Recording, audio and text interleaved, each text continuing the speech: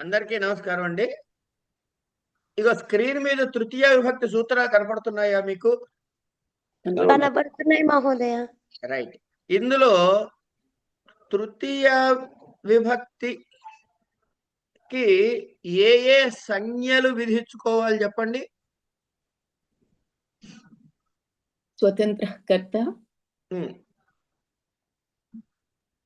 సాధకతమం కరణం, సాధకతమం కరణం. ఈ రెండు సంజ్ఞలకి ఏ విభక్తి వస్తుంది? కర్తకరణయోస్తృతీయ. కర్తృకరణయోస్తృతీయ. ఇక్కడి వరకు ఉన్నవేమిటి? జనరల్ సూత్రాలు. అంటే సంజ్ఞని విధించే సూత్రాలు, సంజ్ఞకి ఏ విభక్తి వస్తుందని చెప్పే సూత్రం. అన్ని సందర్భాల్లోనూ ఈ సంజ్ఞ ఉన్నదానికి ఈ విభక్తి వస్తుందా? అనభిహితే. అనభిహితే. కనుక అభిహితమైనప్పుడు రాదు. అని అనభిహితే, అభిహితము కానప్పుడు మాత్రమే విభక్తి వస్తుంది.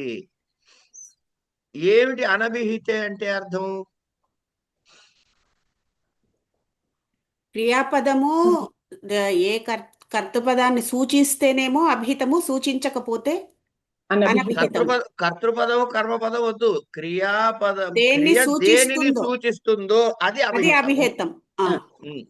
అంతే కదా, అయిపోయింది. సో 3 సూత్రాలు జనరల్ సూత్రాలు అని తేల్చేశారు. దివ కర్మచ. ఈ దివ అన్నదానికి అనే పదంతో దివ్ అనే ధాతువుకి కర్మ సంజ్ఞ వస్తుందా? కర్మ సంజ్ఞ కూడా వస్తుందా? కూడా వస్తుంది. కూడా అని ఎక్కడుంది? అక్కడ అది. ఇది అయిన తర్వాత ఈ తృతీయ అన్నది ఇంకా ఏ సందర్భంలో వస్తుంది? అపవర్గం వస్తాయి. అపవర్గము అంటే ఏమిటి? ఫలితం, క్రియకి పూర్తి ఫలితం, ఫలప్రాప్తి లభించినప్పుడు అపవర్గం అంటారు. వస్తుంది. ఇంకా ఎప్పుడు వస్తుంది? సహా అనే పదం అప్రధానమైన కర్తకు సార్థం ఆ పదాలున్న వస్తుంది. సహా వినా కూడా వస్తుంది.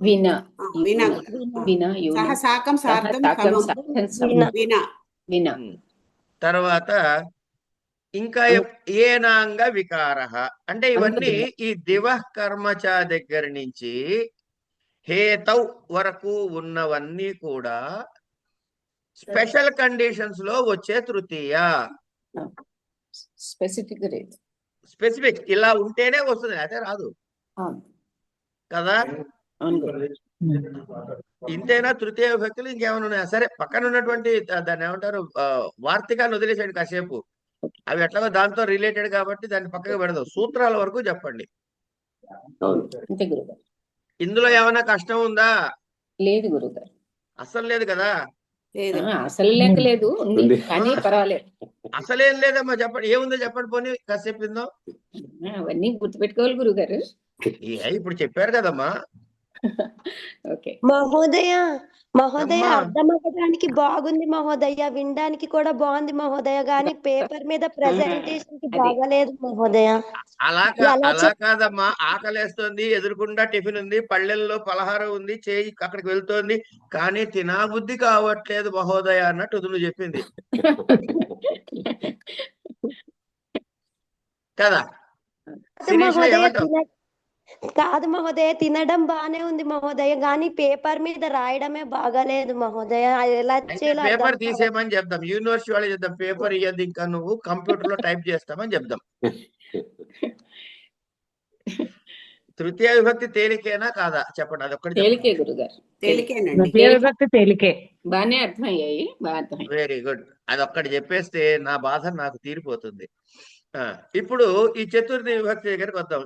ఏమండి, చతుర్థి పాఠం చెప్పకుండా ఇవన్నీ ఏంటండి అనకండి కాసేపు. ఇందాక చేసిన ఎక్సర్సైజ్ ఇక్కడ మొదలెట్టండి. కర్మణ ఒక్క నిమిషం, ఎన్ని సూత్రాలు సంజ్ఞని విధించటానికి చెప్పాడు? చతుర్థి సంప్రదాయం 10 సూత్రాలు. నేను అడిగిన ప్రశ్న వినలేదు. సంజ్ఞని విధించడానికి ఒకటే. ఒకటే తర్వాత నేను మిగతావన్నీ అడగలే. చతుర్థి అది సంప్రదాయం కాదు, కందిపప్పు ఉందా అంటే కందిపప్పు అండి. ఒక్క నిమిషం, చింతపండు ఉంది, యాలక్కాయలు ఉన్నాయి, జీడిపప్పు ఉంది, అవన్నీ వద్దు. కందిపప్పు ఉందా లేదా? ఉంది, ఒక్కటే ఉంది. ఒకటే అది ఉంది. సంప్రదాన సంజ్ఞ విధించటానికి ఎన్ని సూత్రాలు ఉన్నాయి? ఒకటి. దానికి విధించిన సంజ్ఞకి ఏ విభక్తి వస్తుందో చెప్పే సూత్రాలు ఎన్ని ఉన్నాయి? ఒకటేనండి. ఒకటే. కనుక ఇంత పొడుగు లిస్టులో ఎన్ని సూత్రాలు ఉన్నాయి? 2 ముఖ్యమైన ఉన్నాయి. కాదు, మొత్తం ఎన్ని ఉన్నాయి చెప్పండి. అంటే మొత్తం 17 ఉన్నాయి గురుగారు.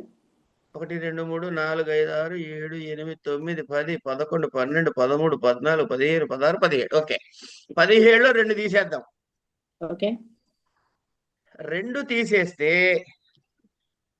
మీకు ఊరికే మీ కన్వీనియన్స్ కోసం చెబుతున్నా. కింద నుంచి చూడండి, క్రియార్థోపపదస్య అని ఉంది. అది వదిలేసేయండి. ఓకే, ఆ పైన చతుర్థి సంప్రదానే తర్వాత ఈ క్రియార్థోపపదే పైకి ఎన్ని సూత్రాలు ఉన్నాయి? 1 2 3 4 5 6 10 ఉన్నాయండి. 11 ఉన్నాయి మహోదయ. లెక్కలు సరిగ్గా పెట్టు తల్లి. 9 10 ఉన్నాయి. నేను లెక్క పెట్టుకున్నా, నాకు ఆన్సర్ తెలుసు. 10 ఉన్నాయి గురుగారు. ఈ 10 జనరల్ వే స్పెసిఫిక్ వే? స్పెసిఫిక్ అండి. స్పెసిఫిక్ వే అన్ని స్పెసిఫిక్ వే. ఏమిటి? ప్రియమాణ అయితే ఒకటి రుచ్యర్థం అనేది రుచిధాతువుకి ప్రియమాణ అనేది స్లాగ్ హుంగ్ శఫాం అన్నది జీప్ సమానమైనప్పుడు, ధారే ఉత్తమ వర్ణకి స్పృహ అన్న ధాతువుకి ఈప్సితమైనప్పుడు, క్రుద్ధు ద్రుహు ఇంకేంటండి, అసూయ, వీటికి ఎవరి మీద కోపం వస్తే వాడికి. అందులో మళ్ళీ క్రుద్ధు ద్రుహులో ఉపసర్గ కూడా కలిసినట్లయితే కర్మ సంజ్ఞ వస్తుందని. రాధీక్ష దీనికి ఏమన్నా విప్రశ్న అయితే వస్తుందని. ప్రత్యాంభ్యాం శృవ పూర్వస్య కర్తకు వస్తుందని. అనుప్రతిగృహ్ణశ్చ అన్నాడు కాబట్టి దీనికి కూడా పూర్వస్య కర్తకే వస్తుందని. పరిక్రయణే అనే అర్థంలో సంప్రదానం అన్యతరస్యాం అంటే ఇది దాన్ని ఏమంటారు? అన్యతరస్యం అంటే వికల్పముగా వస్తుందని. ఎన్ని సూత్రాలు చెప్పాము? 10 సూత్రాలు చెప్పాము. కనుక స్పెషల్ కండిషన్ గుర్తుంటే ఇది పెద్ద, దీనికి బుర్ర పెట్టాల్సిన పని ఏమన్నా ఉందా? లేదు గురుగారు, లేదు. కేవలం బండగా గుర్తు పెట్టుకోవడమే. ఇది జీప్ సమానం అయిందా? స్పృహ స్లాగ్ ధాతు వచ్చింది, రైట్. ఇది జీ సమానం అయిందా లేదా ఈ వెరిఫై చేసేసి అయ్యింది చతుర్థి, కాలేదు వేరే విషయం, తర్వాత ఆలోచిద్దాం. ప్లస్ ఇంకొక రిలీవ్ మాకు చాలా హాయి గొలిపేది ఏంటంటే ఇందులో ఎగ్జాంపుల్స్ ఇస్తారని చెప్తున్నారు కాబట్టి అందులో డౌట్ ఏం లేదు. మీరేం దాని గురించి ఆలోచించక్కర్లే. అవి మనం ప్రాక్టీస్ చేసుకుంటే సరే, అవి తర్వాత విషయం. ఏం చదవాలి, ఎలా చదవాలనే తర్వాత, ఓకే ఎలా చదవాలనేది తర్వాత. కనుక 17 సూత్రాల్లో 2 జనరల్ అది మీకు వచ్చేసినాయి. 10 ఆ కండిషన్ ఉందా లేదో చూసుకుంటే అయిపోతుంది. ఏమండి? ఇక తర్వాత కింద మిగిలింది చూద్దాం. ఏమిటది? క్రియార్థ ఉపపద అని. ఈ కింద ఎన్ని ఉన్నాయండి? ఈ క్రియార్థ దగ్గర నుంచి 5 ఉన్నాయి గురుగారు. 5 ఉన్నాయి. ఈ 5 కూడా ఏం చెబుతున్నాడు? మళ్ళీ ఇప్పుడు ఈ రుచ్యర్థానం ప్రియమాణ అన్నప్పుడు ఆ ధాతువు ఉంటే, ఆ కండిషన్ ఉంటే ఏం వస్తుంది అక్కడ? సంజ్ఞ వస్తుంది. కనుక మొదటి 2 కూడా, ఒకటి సంజ్ఞని విధించేది, 2 విభక్తిని చెప్పేది. తర్వాత 10 కూడా సంజ్ఞని విధించేవి. సంజ్ఞని. అవును. అవును అవును ఈ సంజ్ఞని విధించిన తర్వాత టెస్ట్ ఎప్పుడు చేసి తీరాలి. ఏం టెస్ట్? చతుర్థి వస్తుందా రాదా? సంప్రదాని అనభిహితేనా కాదా అన్న టెస్ట్. అనభిహితే రెండో పాయింట్ అనవిహితేనా అవునవును కాదా? అన్న టెస్ట్ చేయాలి. కాలేదు చతుర్థి వేసేయి. వచ్చింది వాడు ఏం చెప్తే అది వేద్దాం. రైట్ రైట్ కనుక పైన 2 + 10 12 సూత్రాలు సంజ్ఞ కారక సంజ్ఞ ప్లస్ విభక్తి 2 వచ్చే కండిషన్స్ తెలిపినాయి. రైట్. ఇక మిగిలినవి కింద 4, 5. ఈ 5కి అనభిహితేనా కాదా, సంజ్ఞ వచ్చిందా లేదా, ఇలాంటి పిచ్చి ప్రశ్నలు ఏమీ మనం వేసుకోక్కర్లే. ఓకే, ఈ పదం ఉందా? ఉందండి, అయితే చతుర్థి అయిపోయింది. వేసుకో. డైరెక్ట్ విభక్తి ఇచ్చేసాడు. డైరెక్ట్ విభక్తి. ఇంకా సంజ్ఞలు తర్వాత అనభిహితేలు ఏం లేవు ఇక్కడ. రైట్. ఇప్పుడు ఈ 5 కూడా తేలికేగా మనకి. మనం నిజం చెప్పుకుందాం, నా కోసం మొహమాటానికి అనకండి. లేదు ఒకసారి వినేసాక అప్పుడు తేలికేం చెప్తాం గురుగారు. వినలే కదా మరి ఇంకా. అలా కాదమ్మా, ప్రత్యాంగ్ వరకు విన్నారు కదా. విన్నాం. వీటి కండిషన్ లో మీకు ఏమైనా ఇబ్బంది ఉందా? లేదు లేదు లేదు. ఇప్పుడు కింద నుంచి 3వ చదవండి ఒకసారి. నమ స్వస్తి స్వాహ స్వధాలంబయోగ. Okay okay. ఏమండి నమః అని వచ్చిన ఏమండి కృష్ణాయ నమః అని మీరు అంటున్నారా అనట్లేదా? అంటున్నాం. స్వస్తి రామాయ నమః అంటున్నారా అనట్లేదా? అష్టోత్తరం సహస్రం అన్ని అవే అనే అంటున్నారు కదా. ఒక్కొక్కళ్ళు కనీసం 1000 సార్లు నమః నమః నమః అంటున్నాం. అంటే ఏమిటి అక్కడ ఎందుకన్నావు నమః అని? కృష్ణాయ, గౌర్యై, లక్ష్మ్య ఎందుకంటున్నారు? లక్ష్మి కాదు, లక్ష్మ్యై, సీతాయై ఎందుకంటున్నాము? నమః ఉంది కాబట్టి.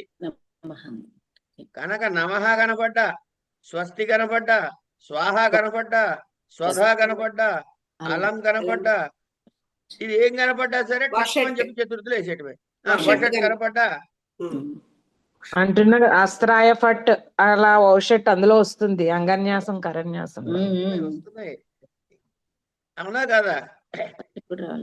కనుక ఇప్పుడు నేను ఇవాళ ఈ క్లాసులో గత్యర్థ కర్మణి దితి ఇది దాకా చెప్పేసాను అనుకుందాం. ఒక నిమిషం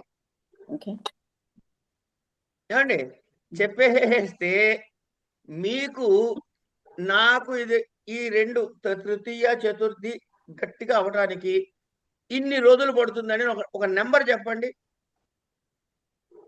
ఆల్మోస్ట్ తృతీయ ఓకే గురుగారు. ఒక 2 days లో అయిపోతుంది. 2 days గట్టిగా కూర్చుంటే అయిపోతుంది. నేను మంచివాడిని కాబట్టి 5 days ఇస్తా మీకు. ఓకే, ఈ 2 వచ్చేస్తాయా? వచ్చేస్తాయి గురుగారు. అంటే ఎవరిని అడగకుండా 20 మార్కులు మీ జేబులో ఉన్నట్లు లెక్క. 100% 20 మార్కులు. ఇది మ్యాథమెటిక్స్ అమ్మా. గ్రామర్ అన్నది మ్యాథమెటిక్స్. కనుక వీడు నాకు నచ్చలేదు 2 మార్కులు తగ్గిస్తాను ఉన్నది. వేస్తే 4 లేకపోతే 0, వేస్తే 10 లేకపోతే 0 అనుకోండి. కాసేపు మనం ఎప్పుడు పరీక్షకు అలాగే ప్రిపేర్ కావాలి. ఎయిదర్ 0 ఎయిదర్ ఫుల్ ఆర్ నిల్ అనుకోవాలి మార్కులు అనుకుని ప్రిపేర్ అయితే సేఫ్ బెట్ అనమాట. రైట్. సంజ్ఞా ప్రకరణ వచ్చేసిందా లేదా? వచ్చేయండి. సంజ్ఞ ఇవ్వయింది మీకు, వచ్చేసింది సంజ్ఞ. తర్వాత తృతీయ చతుర్థి వచ్చేసింది. అంటే ఈ క్షణాన మీ దగ్గర 40 మార్కులు జేబులో ఉన్నాయి. ఎవరు పరీక్ష గురించి భయపడుతున్నారో చేతులు ఎత్తండి ఒకసారి.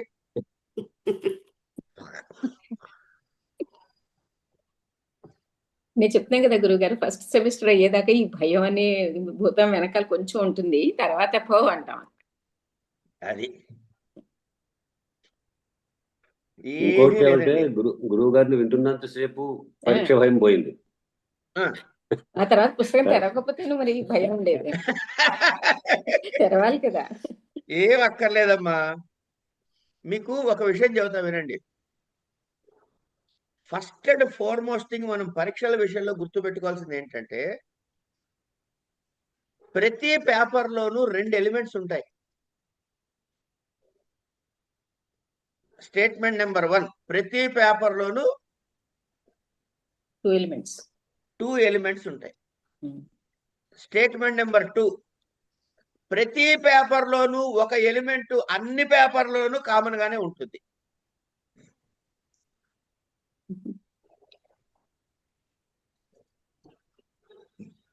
రెండో స్టేట్మెంట్ అర్థమైందా? ఇప్పుడు మీకు 4 పేపర్లు ఉన్నాయి కదండి. పేపర్ 1, 2, 3, 4 4గిట్లో కూడా 2 ఎలిమెంట్స్ ఉంటాయి. రెండో స్టేట్మెంట్ పేపర్ 1, 2, 3, 4లో ఒక ఎలిమెంట్ అన్నిట్లోనూ ఒకటే ఉంటుంది. సో ఇప్పుడు మీరు ఎన్ని ఎలిమెంట్స్ నేర్చుకోవాలి పేపర్లు పాస్ అవ్వాలంటే? 3. అంతే. ఎందుకంటే ఈ కామన్ ఎలిమెంట్ మీకు వచ్చి తీరాలి. ఏమిటా కామన్ ఎలిమెంట్? ఏ భాషలో రాస్తున్నారో అది. అంటే ఇంగ్లీష్ అయితే ఇంగ్లీష్, తెలుగు అయితే తెలుగు, కన్నడం అయితే కన్నడం, పాళి అయితే పాళి, పైశాచి అయితే పైశాచి. మీడియం ఆఫ్ ఇన్స్ట్రక్షన్ లాంగ్వేజ్ వచ్చి ఉండాలి. అవి ఇక్కడ ఉన్న అందరికీ వచ్చు కదా. మామూలు తెలుగు వచ్చు కదమ్మా, మామూలు ఇంగ్లీష్ వచ్చు కదా. వచ్చు గురువు గారు. చాలు. కనుక ఒక ఎలిమెంట్ అన్ని పేపర్లలో మీకు వచ్చేసింది ఫీజు కట్టక ముందే. ఏమండి? ఇప్పుడు నేను మిమ్మల్ని అడుగుతానండి, రుచ్యర్థానాం ప్రియమాణః ఇది చదువుకున్నారు కదా. అది కూడా వద్దు, దాని ముందు అడుగుతా. చతుర్థి సంప్రదానే మీకేమర్థమైందో చెప్పండి కృష్ణవేణి గారు.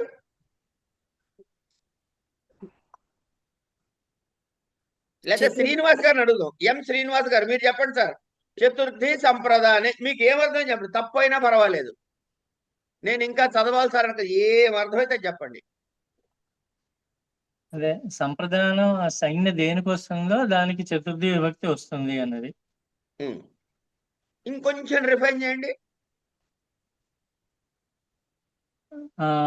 అంటే క్రియాపదము అనభిహితం ఏదైతే దానికి చతుర్థి విభక్తి వస్తుంది. Very good. మీరు హైదరాబాద్ లో ఉంటారా? అవునండి. నాకు అర్థమైంది. ఎందుకంటే మనము ఇటు ఇటు నుంచి రాస్తాం, వాడు అలీఫ్ బే పేతేసి ఇటు నుంచి రాస్తాడు. మీరు కింద నుంచి పైకి చెప్తున్నారు, ఇప్పుడు పై నుంచి కింద చెప్పండి. ముందు సంప్రదానం సంజ్ఞా ప్రకరణం సంప్రదానం అది సంజ్ఞ దేనికి వస్తుందో ఫస్ట్ కనుక్కుంటాం. తర్వాత క్రియ దాన్ని అభిహితమా అనభిహితమా కనుక్కొని దానికి విభక్తి పెడతాం. అనభిహితం అయితే చతుర్థి విభక్తి పెడతాం. అంతే కదా. ఇంతకీ ఆ పైన ఏ సంజ్ఞ పెట్టారో అది ఒక్కటి చెప్పండి నోటితోటి. సంప్రదానం. ఎప్పుడు సంప్రదాన సంజ్ఞ వస్తుంది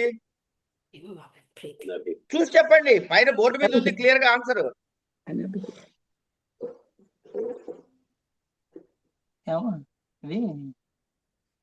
కర్మణ అభిప్రైతి అంటే ఏమిటి?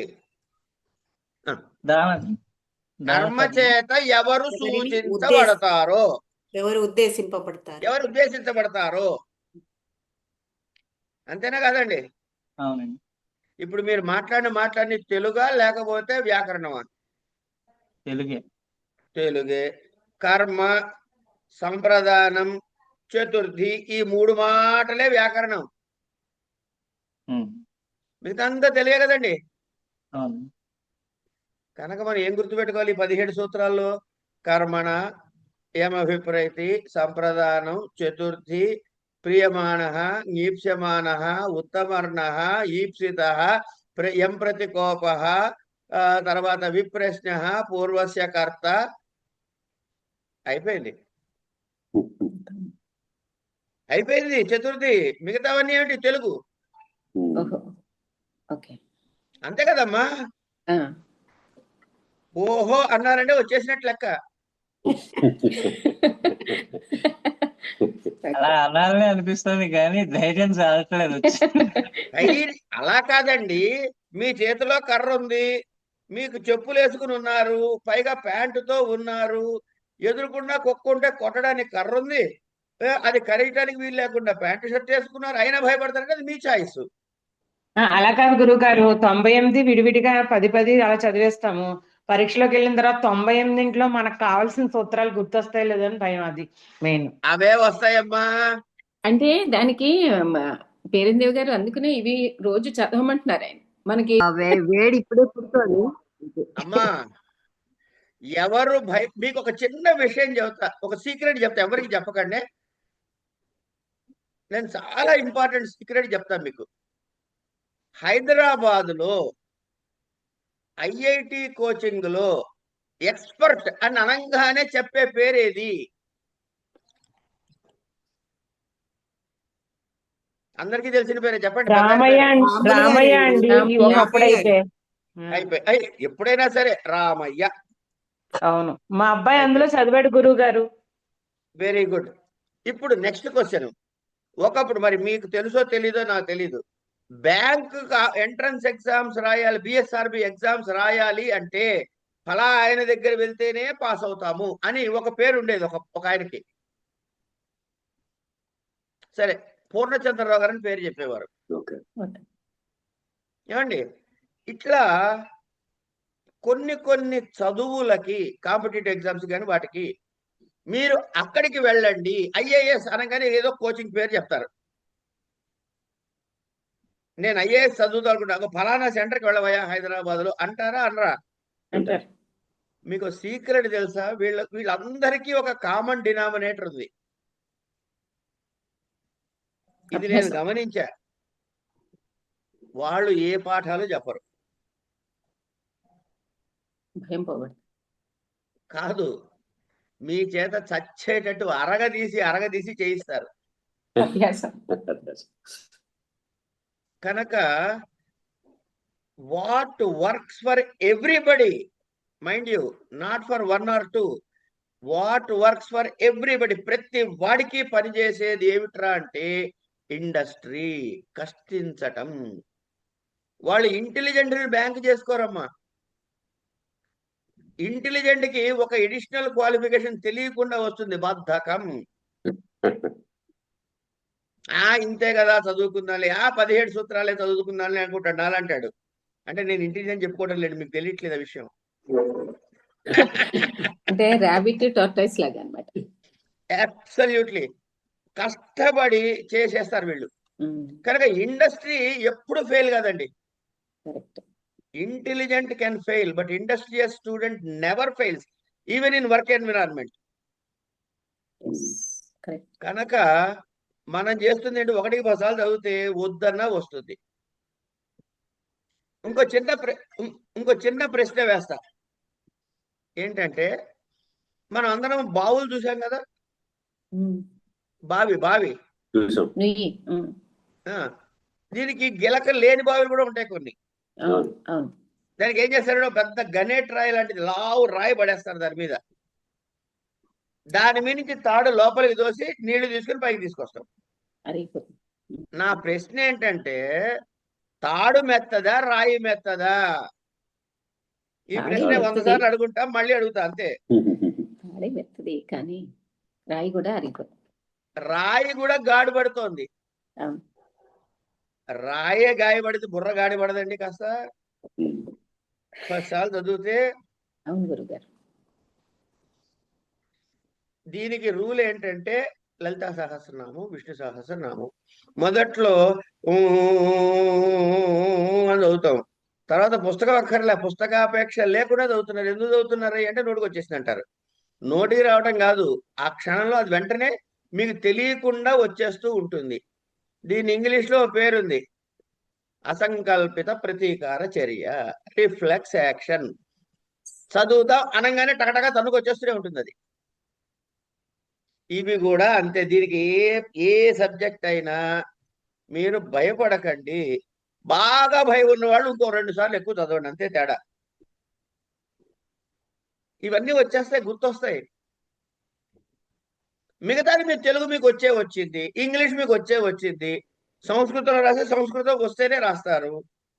కనుక లాంగ్వేజ్ పార్ట్ని వదిలేసేయండి, కంటెంట్ పార్ట్ చిన్నది. ఏ పేపర్ అయినా ఇంతే. సరే, ఇప్పుడు హరికథని ఆపి అసలు కథలోకి వద్దాం. ప్రత్యాంభ్యాం శ్రువః పూర్వస్య కర్త.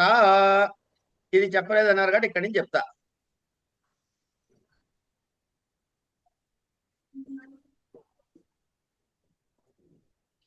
ప్రత్యాంగ్భ్యాం మీకు అర్థమైపోయింది కదా. ప్రతి ఆంగ్ అనేటటువంటి ఉపసర్గలు. ఇది ముందున్నటువంటి తర్వాత చెప్పండి. ప్రత్యాంగ్భ్యాం. అచ్చా మీకు పరీక్షలో ఏమిస్తాడండి?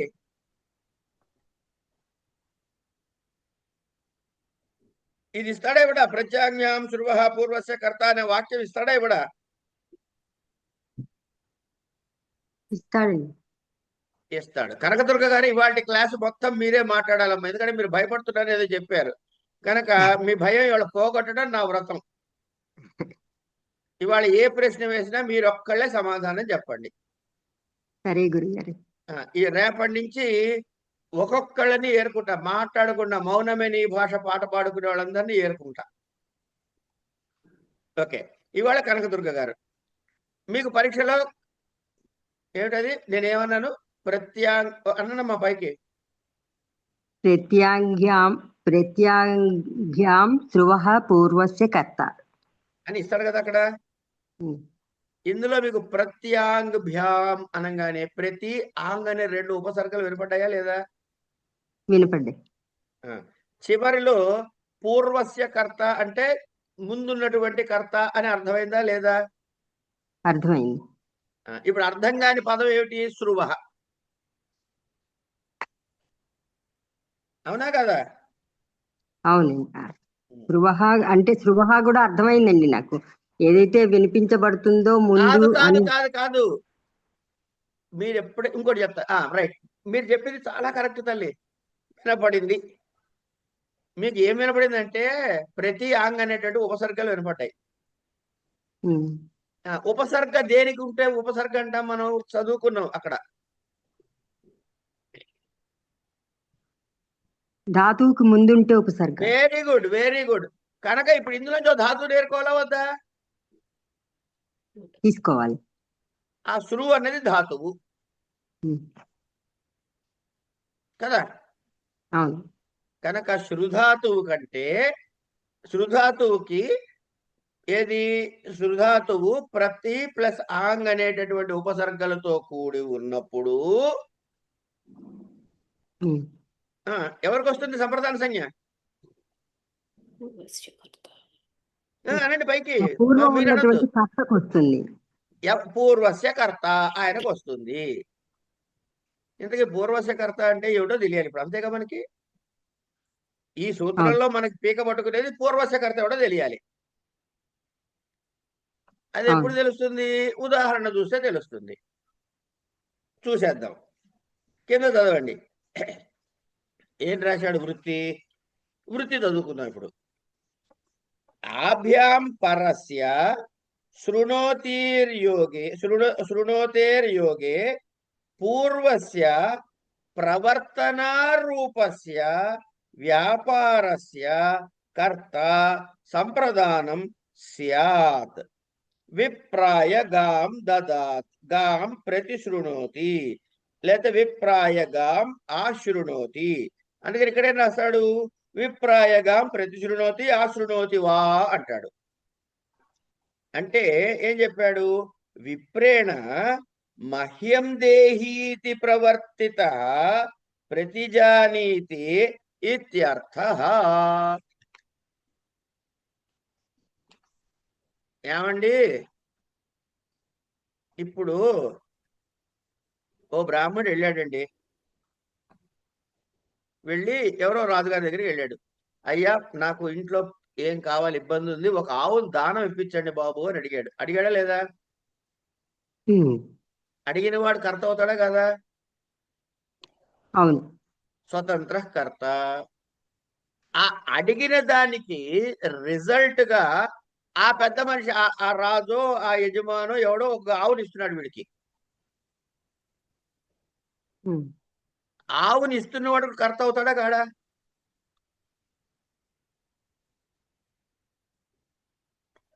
ఆవుని ఇస్తున్నవాడు కర్తేనా కాదా? కర్తేనండి. కానీ అంతే. ఆగమ్మా, నేను అడిగిన ప్రశ్నకి చెప్పు, అప్పుడే కానీలో అర్ధనాలు తర్వాత చూద్దాం. ఇద్దరు కర్తలు వచ్చారు. ఎవరెవరు కర్తలు ఇద్దరున్నారు మన చేతిలో ఇప్పుడు? అడిగిన బ్రాహ్మడు, ఇస్తున్నటువంటి యజమాని. ఇందులో మొదటి కర్త ఎవడు? కర్తతో ఎవరికి ఇచ్చారు మీరు? బ్రాహ్మణుడికి. వాడికి చతుర్థిని సంప్రదాన సంఖ్య పెట్టమన్నాడు.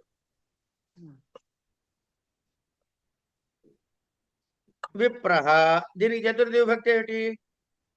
విప్రాయ. ఏమిటి? గోవుని అంటే ద్వితీయ రాయాలిగా, అంటే మీకు చెప్పలేదు అనుకోండి. గాము. అవును. ఏం చేస్తున్నాడు? ఇస్తున్నాడు. దదా. అంతే. ఇప్పుడు మొత్తం వాక్యం చెప్పండి. విప్రాయ గాం దదాతి. దదాతి. అదేనా అక్కడ ఉదాహరణ ఉన్న చూడండి ఇప్పుడు బుక్.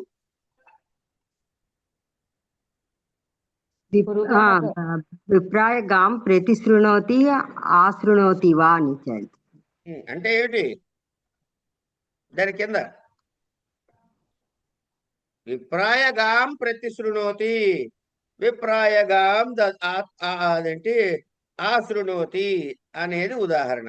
నాకు గోవుని ఇయ్యవయ్యా అని విప్రుడి చేత ప్రేరేపించబడి, అంటే అడగబడి, దేవదత్తుడు ఏం చేశాడు? అలాగే అని వాడికి ఒప్పుకున్నాడు. ఇస్తలేవయ్యా అని ఒప్పుకున్నాడు. ప్రతిశృణోతి అన్నా ఆశృణోతి అన్నా ఒప్పుకున్నాడు అని అర్థం. అంచేది ఇక్కడ అలా ఆయన ఒప్పుకోవటానికి ప్రేరేపించిన వాడెవడు? విప్రుడు. విప్రుడు. ఎవరు ఒప్పుకున్నారు? ఈ దేవదత్తుడు ఒప్పుకున్నాడు. ఒప్పుకుని ఏమన్నాడు? ఏ దేవదత్తుడు ఆవునివ్వడానికి ఒప్పుకున్నాడు. ఎందుకు ఒప్పుకున్నాడయ్యా?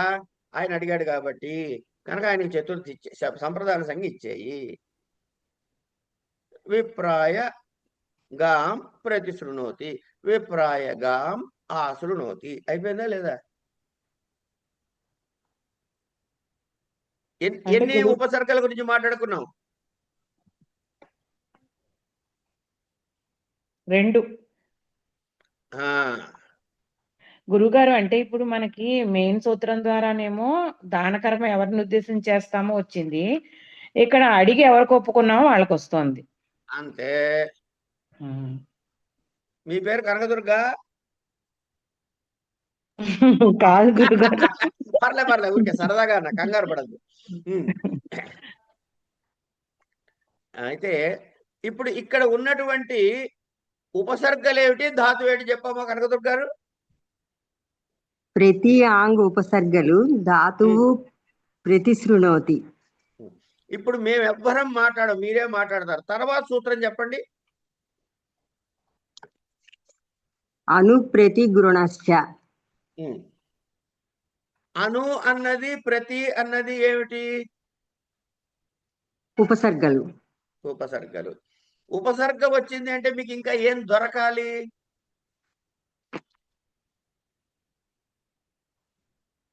ధాతువు ప్లస్ కర్త. ముందు ధాతువుని పట్టుకోండి, ధాతు దొరకాలి. ఇప్పుడు మీరు చదివిన సూత్రంలో ధాతు ఏదై ఉంటుంది? గురు. గురు ధాతువు మహోదయ. అయిపోయింది. ఈ చా అన్నాడు కదా, చా అంటే ఏంటి? ఇంతకుముందు ఏదో చేసింది కావాలి ఇక్కడ. ఇంకోటి కూడా అన్నట్టు. ఇంకోటి ఏంటది? పూర్వస్య కర్త.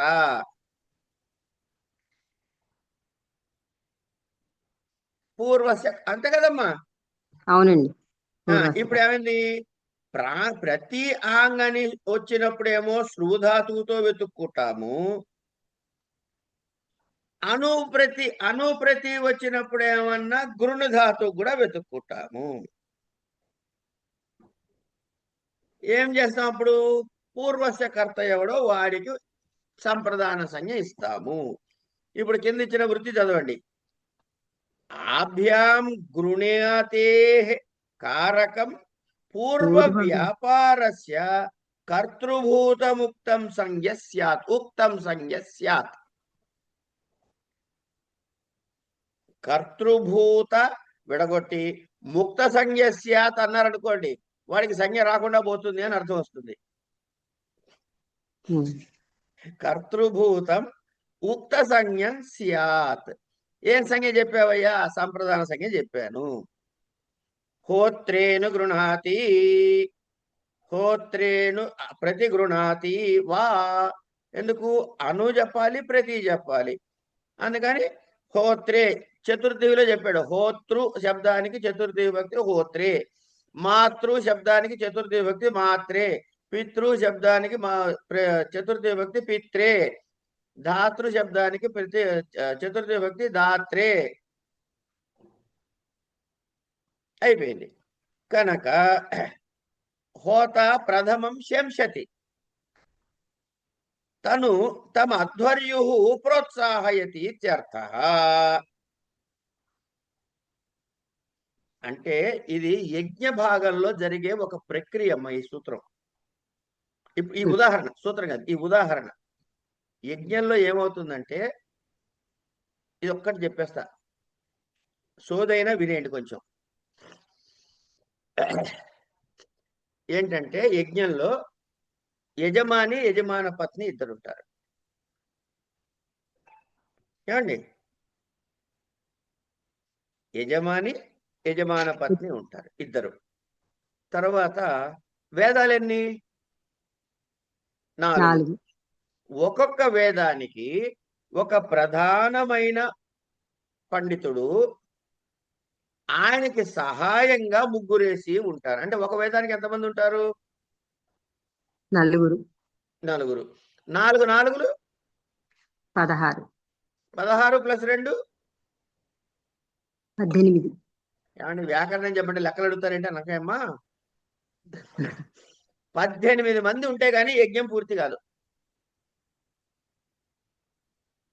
ఓకే, ఈ ప్రొసీజరల్ ఉంటాయి.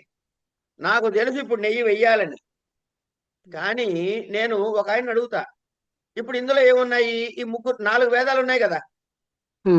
ఒక వేదం ఆయన మంత్రం చదువుతాడు. ఈ మంత్రం చదివినప్పుడు దేవతలను ఆహ్వానించాలా వద్దా? ఆహ్వానించారు. ఈ ఆహ్వానించే ఆయన సామవేదం ఆయన ఉంటాడు. ఆయనకు ఓ పేరు ఉంటుంది. ఏమండి? ఇది ఇలా చెయ్యి, ఇది ఇలా చెయ్యి అని చెప్పే యజుర్వేదం ఆయన ఒక ఆయన ఉంటాడు. ఆయనని అధ్వర్యు అంటారు. ఏమంటారు? అధ్వర్యు. ఇప్పుడు 3 వేదాలు చెప్పేసుకున్నాం. ఏమిటి? దేవతల్ని స్తోత్రం చేసే సామగానం చేసే వాళ్ళని చెప్పుకున్నాం. చెయ్యాల్సిన మంత్రం చెప్పేటటువంటి ఆ సూక్తం చెప్పేటటువంటి ఋగ్వేదం ఆయన చెప్పుకున్నాం. క్రియాకలాపం నడిపించేటటువంటి యజుర్వేదం ఆయన చెప్పుకున్నాం. ఆయన అధ్వర్యు అంటాం. ఏమండి? ఇంకా 4వ వేదం మిగిలిపోయింది. ఎవరు? అథర్వ వేదం. ఆయన పని ఏంటంటే, ఈ కార్యక్రమాలు వీళ్ళు సరిగ్గా చేస్తున్నారా లేదా, ఎవరికి చెప్పిన పని వాళ్ళు చేస్తున్నారా లేదా, వాళ్ళు ఏమైనా తప్పు చేస్తే దానికి ప్రాయశ్చిత్తం ఏమిటి, తర్వాత ఈ యజ్ఞాన్ని తగలేయడానికి ఎవరైనా వస్తుంటే వాళ్ళని ఎలా పారదోరాలి, ఇలాంటి బరువైన పని చేసేవాడు అథర్వ వేదం. ఆయనని బ్రహ్మ అంటారు. ఉద్గాత, బ్రహ్మ, అధ్వర్యు, హోత, ఈ 4 వీళ్ళ పేర్లు. యజమాని యజమాని. ఈ ప్రక్రియలో ఇప్పటిదాకా ఈ క్యారెక్టరిస్టిక్స్ అర్థమైనాయండి? అర్థమైంది. వీళ్ళల్లో అందరు వాళ్ళు ఇష్టం వచ్చినట్టు చేయడం లేదు. ఏమంటే నెయ్యి వేయమంటారా అని అడగాలి. ఆయన వెయ్యి, ఆయన పర్మిషన్ ఇస్తాడు. మీకు శిక్షవల్లి భృగువల్లి చదివారా? చదవలేదు? నిజం చెప్పండి. కొంచెం కొంచెం చదివాను గురుగారు. Very good girl. చదివారు కదా. ఏమండి? అందులో మనకి ఏమున్నాయి? ఉపాసనలు ఉన్నాయా లేదా? ఉన్నాయండి. అందులో అనేక ఉపాసనలో ఓంకారోపాసన ఉందా లేదా? ఉంది. ఆ అనువాకం ఎవరికైనా గుర్తుందా? ఎవరికి గుర్తున్నా చెప్పండి. గుర్తుంటే చెప్పండి, లేకపోతే చూసి చదివినా నాకే అభ్యంతరం లే.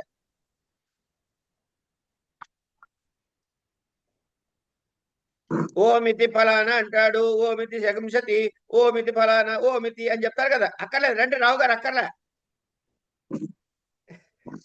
రావు గారు పుస్తకం చదవడానికి వెళ్తున్నారు, అక్కర్లేదు, వచ్చేయండి. కనుక అక్కడ చెప్పారు ఈ విషయం.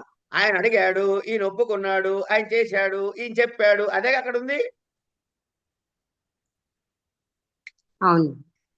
ఎవరు మాట్లాడినా ఓం అన్నాడు అన్నారు. ఓం అంటే ఒప్పుకున్నాడు అని.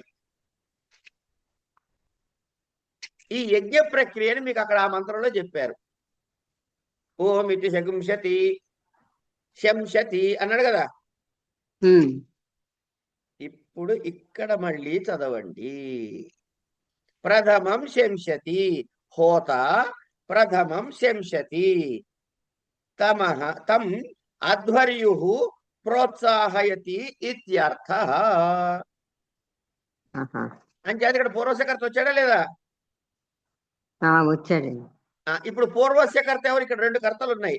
ఎవరెవరు? ముందేం చేశాట? హోత ప్రథమం శంశతి అన్నాడు. తర్వాత అధ్వర్యు ప్రోత్సాహయతి. ఇప్పుడు ఈ రెండు కర్తలు ఎవరమ్మా? హోత, అధ్వర్యుడు. ఈ రెండిట్లో పూర్వస్యకర్త ఎవరు? హోత. వారికి ఏదొస్తుంది? చతుర్థి విభక్తి వస్తుంది. అదే కదా వచ్చింది ఉదాహరణలో చూడండి. హోత్రే హోతే అనుగృణాతి ప్రతిగృణాతి. నాకు అందింది గురుగారు.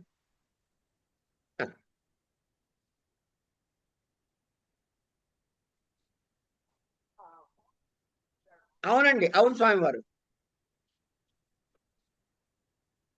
ఇబ్బంది ఏం లేదు.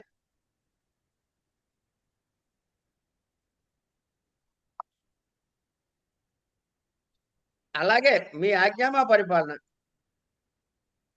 అట్లాగే అట్లాగే.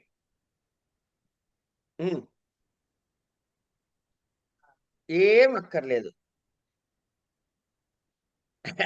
ఏం లేదు, నా బాధ్యత అది. సరే, నమస్తే. ఏం పర్వాలేదండి, ఏం పర్వాలేదు. అలాగే అండి, నేను వస్తా.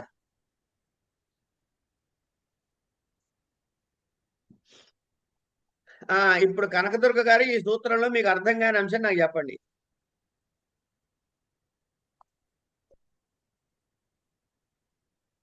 తల్లి అర్థమైంది మహోదయ, అర్థమైంది. అంతే. కనుక ఏంటంటే మనం సూత్రాన్ని దూదేకులు వాళ్ళగా ఏకితే ఏ ముక్కగా ముక్క పీకేస్తే అన్ని వచ్చేస్తాయి. ఇంకా ఎవరికైనా చెప్పాలమ్మా ఈ సూత్రం గురించి? అనుప్రతిగృణస్యకి అక్కర్లేదు. రైట్. పరిక్రయణే సంప్రదానం అన్యతరస్య. తర్వాత సూత్రం పరిక్రయణే. పరిక్రయణి అంటే ఎవడో తెలుసా అండి? Contract labour. అబ్బాయి మీరు మా ఇంట్లో ఈ పని చెయ్యాలి, ఇన్ని రోజుల్లో చెయ్యాలి, దీనికి ఇంత నీకు ఇస్తాను. మా దగ్గర డేటా ఎంట్రీ జాబ్ ఉందండి, 15 days లో పూర్తి చేయాలి, నీకు 10,000 ఇస్తాను. ఇదే పరిక్రయణం అంటే. పరిక్రయణే సంప్రదానం అన్యతరస్య. అంటే ఏంటి? నియత కాలం భృత్యా స్వీకరణం పరిక్రయణం. అంటే పరిక్రయణం అంటే ఏంటండి అని నాలుగు కొనుక్కోకుండా దానికి ఉదాహరణ, దాని డెఫినేషన్ ఇచ్చేశాడు కింద వృత్తిలో. తస్మిన్ సాధకతమం కారకం సంప్రదాన సంజ్ఞం స్యాత్. ఏమండి? సాధకతమం అంటే ఏదొస్తుంది? ఏది ఇంపార్టెంటో అది. అది కాదమ్మా, ఏ ఏ సంజ్ఞ వస్తుంది? సాధకతమం. సాధకతమం కరణం. కనుక ఇక్కడ పరిక్రయణము చేసినప్పుడు వాడిని అది ఏమవుతున్నప్పుడు సాధక తమం అవుతుంది. అవుతుందా కాదా? అవుతుంది. అవుతుంది. అన్యతరస్యాం అన్నాడు అంటే ఆల్సో విభాష. విభాషగా ఏమొస్తుందన్నాడు అంటే ఆప్షనల్ గా ఏమొస్తున్నాడు? ఏ సంజ్ఞ వస్తుంది చెప్తున్నాడు? సంప్రదానం. సంప్రదాన సంజ్ఞం స్యాత్. ఇది వస్తుంది, సంప్రదాన సంజ్ఞ వస్తుంది. అసలుదేమిటి? కరణ సంజ్ఞ. కారణ సంజ్ఞ. ఇప్పుడు వాడికి 100 రూపాయలు ఇచ్చి పని చేయించుకుందాం అనుకున్నామమ్మా మనం కాసేపు. 100 రూపాయలని ఏమంటాం? శతం అంటాం. అవునా కదా కనకదుర్గ గారు? అవును గురుగారు. ఈ శత శబ్దానికి తృతీయ విభక్తి రూపం ఏమిటి? శతేన. చతుర్థి విభక్తి రూపం ఏమిటి? శతాయ. ఇప్పుడు వాడిని మనం ఏం చేస్తున్నాం? పరిక్రయణం చేస్తున్నాం. అవునా కదా? అవును. అంచేత వాడు మనకేమిటి? పరిక్రీత.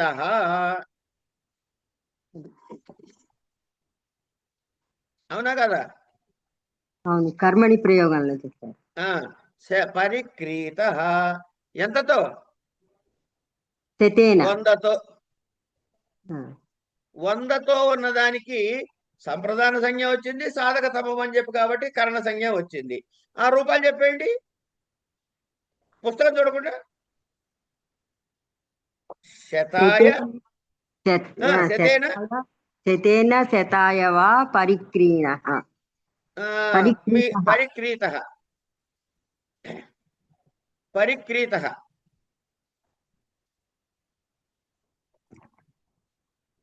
శతాయ పరిక్రీత, శతేన పరిక్రీత అని 2 వాక్యాలు రాయొచ్చు. శతాయ శతేన వా పరిక్రీత అని ఒక వాక్యంలో కూడా రాయొచ్చు. ఇప్పుడు ఇందులో నన్ను ఏం ఎక్స్ప్లెయిన్ చేయమంటారు కనకదుర్గ గారు?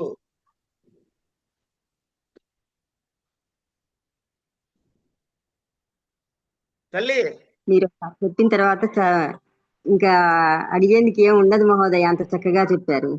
అయిపోయింది. ఇక్కడితో ఏమైనాయి? కారక విభక్తులు అయిపోయినాయి. ఇక ఈ పరిక్రీణ పరిక్రీత అన్న దానిలో 4 వార్తికాలు ఉన్నాయి. ఏమండి? ఇక్కడ వార్తికం ఎప్పుడు కూడా మెయిన్ దాంతో కలిసే ఉంటుంది. పైన ఏమొచ్చింది సూత్రంలో? పరిక్రయణే సంప్రదానం అన్యతరస్యాం అన్నాడు. పరిక్రయణము అంటే ఏమిటన్నాడు? కాంట్రాక్ట్ లేబర్ అని చెప్పాడు. అయ్యింది. ఇప్పుడు తాదర్థే చతుర్థి వాచ్య. తాదర్థే దాని కొరకు, దాని కొరకు అనే అర్థంలో కూడా చతుర్థి విభక్తి వస్తుంది. ఏముందండి ఇందులో చెప్పడానికి? ఇంతకీ మీరు గుడికి వెళ్తారా వెళ్ళరా చెప్పండి కనకదుర్గ గారు? వెళ్తామండి. ఏమడుగుతారు దేవుణ్ణి?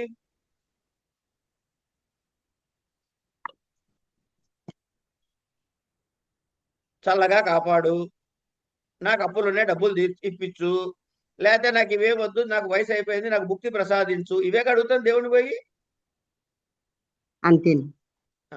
హరిం భజతి. కనకదుర్గ హరిం భజతి. ఎందుకు భజిస్తున్నారమ్మా? ముక్తయే. ముక్తయే. అయిపోయింది. గురువు గారు నేను మాట్లాడొచ్చా కొంచెం? అయ్యో మాట్లాడండి. అలా కాదు, అంటే ఇక్కడ కాంట్రాక్ట్ లేబర్ కింద ఏ అర్థం తీసుకోవచ్చు? ముక్తయ్యే అంటే ముక్తి వచ్చేంత వరకు అనా? ఇప్పుడు ఇది ఈ వార్తికం దీనిలో అది దాని వద్దు, కాంట్రాక్ట్ లేబర్ వదిలేసేయండి. అది పరిక్రీణాతికి చతుర్థి సంప్రదాన సంఖ్య వస్తున్న వరకే చెప్పాడు. అంతే. అంటే ఈ వార్తికం దాని కింద చెప్పడంలో అర్థం ఏంటి? అంటే ఇది కావాలి అన్నప్పుడు అది వస్తుంది అని చెప్పాడు కదమ్మా. ఓకే ఓకే, అదేలేండి, అర్థం అర్థం. కనుక ఇది అయిపోయింది, వదిలేసేయండి. సంప్రదాన సంఖ్య ఎప్పుడెప్పుడు వస్తుంది అని అంటే తాదర్థే చతుర్థి వాచ్య అన్నాడు. అంటే మన ముక్తయే హరిం భజతి. ఏమండి? తర్వాత అట్లాగే క్లపి సంపద్యమానే చ, క్లపి అంటే క్లపి ధాతువు ఎప్పుడు సంపద్యమానే చ అన్నాడు. క్లపి ధాతువు అర్థము కలిగిన ధాతువులకు ప్రయోగించినప్పుడు సంపద్యమానార్థములో అప్పుడు గురువుగారు చతుర్థి కొంచెం వెనక్కి వెళ్తున్నానండి ఈ తాదర్జీలోను. అంటే మనం క్రియ ఏ పర్పస్ ఎందుకోసం చేసినామో దానికా? అంతే. అంటే ఇప్పుడు పాఠశాలకు వెళ్తున్నాం అనుకోండి, పఠనాయ అలా అంతే కదమ్మా. ఓకే, అదిగా తల్లి, తాదర్శము అందుకోసము అయిపోయింది. మనము క్లప్పి రెండు అర్థం లేదు. వస్తున్నామా? క్లపి అంటే కల్పతే, కల్పన అని అర్థం అనమాట. క్లపి ధాతు నుంచి పుట్టేది కల్పన. ఏమండి? కనుక భక్తి జ్ఞానాయ కల్పతే అంటే ఏంటి? మీరు భక్తి చేస్తున్నారమ్మా, మీరు చదువుతున్నారు ఇప్పుడు. ఏమండి? ఈ చదువుతున్నది దేనిగా పరిణమిస్తోంది? మీకు జ్ఞానంగా పరిణమిస్తోంది కదా. కనుక భక్తి జ్ఞానాయ కల్పతే అంటే భక్తి జ్ఞానముగా పరిణమిస్తోంది అని దేనిగా పరిణమిస్తోందో దానికి చతుర్థి. సో ఈ గురుగారు కల్పతే అనేది ఓన్లీ జ్ఞానము అనే ధాతు వచ్చినప్పుడు మాత్రమే కల్పతే క్లపి కల్పతే ఎప్పుడైనా ఏ కల్పి అలా కాదు. ఈ పనిని దానికోసం చేస్తున్నాను అన్నప్పుడు అనుకోండి, ఒక్క నిమిషం వినండి. ఇటు ఈ పనిని దానికోసం చేస్తున్నాను అన్నప్పుడు ఏమన్నా తాదర్శ చతుర్థి వాచ్య. ఈ పని చేస్తే నాకు అది వస్తుంది, క్లపి సంపద్యమానే చ. అర్థమైందా కనకదుర్గ తల్లి? అర్థమైంది మహోదయ. ఈ పని దానికోసం చేస్తూ కల్పతేకి జ్ఞాధాతువుకి ఇక్కడ ఏం సంబంధం లేదండి. ఏం లేదు. అక్కడ ఎక్కడైనా ఉందా జ్ఞాన మాట వచ్చిందా? మీకేం రాశాడు కింద అంటే క్లపి భక్తిర్జ్ఞానాయ కల్పతే సంపద్యతే జాయతే ఇత్యాది. అంటే కల్పతే అనే అర్థం వచ్చేటటువంటి ఏ దానికని ఇది వాడేయండి. తర్వాత ఉత్పాతేన జ్ఞాపితే చ వా అన్నాడు. మళ్ళీ ఉత్పాతేన జ్ఞాపితే చ వా అంటే ఏంటి? ఉత్పాతము అంటే అశుభమైనది అని అర్థం అమ్మా. మా దానిలో వా అనలేదు గురుగారు. నేను అన్నా పొరపాటున వార్తికం అని చెప్పబోయి వా అన్నారండి. అంతే అంతే. అందుకే సరిగ్గా చూచి కాపీ కొట్టం కూడా ఒక కళమ్మ.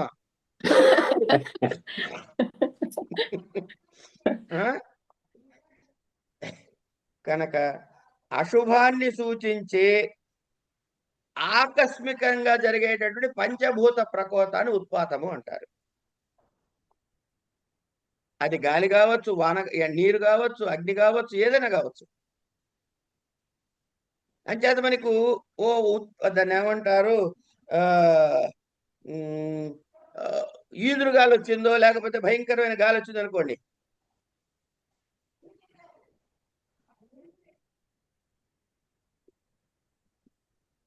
ఇక్కడ ఈ ఉత్పాతము వచ్చింది, విపరీతమైన గాలి వేస్తోంది అని మీకు ఎట్ట తెలిసింది? అంటే ఒక్కసారిగా ఉరుము ఉరిమినప్పుడు తెలిసింది. అంచేత ఆ గాలి వస్తున్నప్పుడు ఒక నల్లటి విద్యుత్ రేఖ మనకు కనపడుతుంది. అంచేత వాత శబ్దము కంటే చతుర్థి విభక్తి వస్తుంది అని చెప్పాడు. నాలుగోది ఏంటి? హితయోగేచ. హితయోగేచ అంటే హిత అనే పదము కలిసినప్పుడు చతుర్థి. బ్రాహ్మణాయ హితం. ఏమండి? మీకు ఆయన మీరు ఎందుకు చేసావయ్యా ఈ పని? ఏమండి నేను మొన్న ఆ గుళ్ళో 100 రూపాయలు కట్టొచ్చానండి. ఎందుకు కట్టొచ్చావయ్యా? ఆ దేవుడి డెవలప్మెంట్, గుడికి డెవలప్మెంట్ కండి. అక్కడ చతుర్థి వస్తుంది. ఇది ఎందుకు ఇచ్చావయ్యా ఆయనకి? ఆయనకి ఏదో మంచి జరుగుతుందని ఇచ్చానండి, పెళ్లి చేసుకుంటానన్నాడు, ఇచ్చానండి. బ్రాహ్మణాయ హితం. ఇక్కడికి ఇవన్నీ అయిపోయినాయి.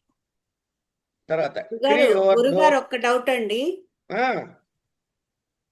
ఇది క్లొప్పి కల్పతేకి సంపద్యమాన వాచక శబ్దానికి మాత్రమే కల్పతే అని రావాలి అన్నాడు కదా. అవును. అంటే సంపద్యమానార్థకము అంటే ఏముంటాయి అనేది మాకు ఎలా తెలుస్తుంది? ఏంటండి మీరు అట్లా అంట? మీరు పైగా అందరి వద్ద నేను అన్నానంటే అర్థం ఉంది, మీరు కూడా అనొచ్చు అట్లా. అయ్యో, మీకు ముందే చెప్పానమ్మా, ముందే చెప్పా. నాకు ఇది కావాలి అని చేస్తే తాదర్థ్య చతుర్థి. అవును. ఇది చేస్తే నాకు అది వస్తుంది.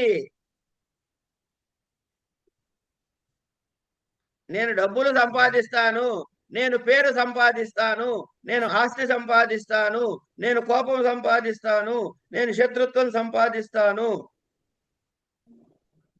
అన్నాం అనుకోండి, ఏమిటవుతుంది? ఇప్పుడు వస్తుంది అది. ఇప్పుడు చేస్తున్న పని ద్వారా అది దానిలో పరిగణిస్తుంది. అది సంపద్యమానం అంటే. ఓకే, సంపద్యమానం అంటే సంపాదించడం, ఏదైనా వాట్ ఎవర్ ఇట్ ఈస్, ఏదైనా వాట్ ఎవరే. ఏమండి? సరే, రైట్ అండి. నెక్స్ట్కి వెళ్ళిపోదాం. ఒక్క 2 నిమిషాల్లో ఇవన్నీ అంతా ఇట్టి లేపేద్దాం మనం. తర్వాత క్రియార్థోపపదస్య చ కర్మణి స్థానినః. క్రియార్థ ఉపపదస్య చ కర్మణి స్థానినః. క్రియార్థ క్రియా ఉపపదం యస్య తస్య స్థానినో అప్రయుజ్యమానస్య తుమునః కర్మణి చతుర్థి స్యాత్. ఫలేభ్యో యాతి. ఫలాన్యాహర్తుం యాతి ఇత్యర్థః. నమస్కుర్యుః నృసింహాయ. నృసింహం అనుకూలయితుమిత్యర్థః. ఏవం స్వయం భువే నమస్కృత్యేత్యాదావపి.